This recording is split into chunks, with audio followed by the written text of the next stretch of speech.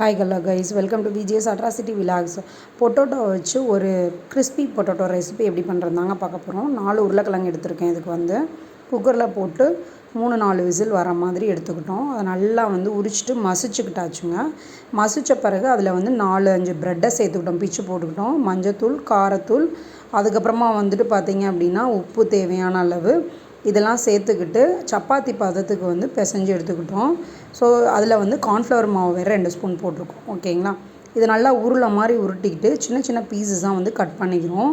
So then நமக்கு டிசைன்ஸாக வேணுன்றதுக்காக ஃபோக்கை வச்சு இப்படி அழுத்தி விட்றோம். அழுத்தி விட்டால் ஒரு மாதிரி டிசைனாக நமக்கு கிடைக்கிது. ஸோ அந்த டிசைனாக எல்லாத்தையுமே செஞ்சு எடுத்து வச்சுக்கிறோங்க.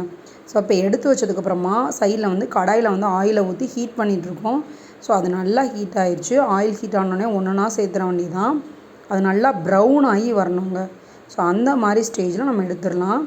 நம்ம தேவையான சுவையான கிறிஸ்பியான பொட்டேட்டோ ரெடி ஆயிடுச்சுங்க. இதில் கெச்சப் இல்லைன்னா சாஸ் இதெல்லாம் தொட்டு சாப்பிட்டிங்கன்னா சூப்பராக இருக்கும். நம்ம வெறுமனே தான் சாப்பிட்டோம், சூப்பராக இருந்துச்சு. நீங்களும் ட்ரை பண்ணிட்டு எப்படி இருக்குன்னு சொல்லுங்கள். தேங்க்யூ ஃபார் வாட்சிங்.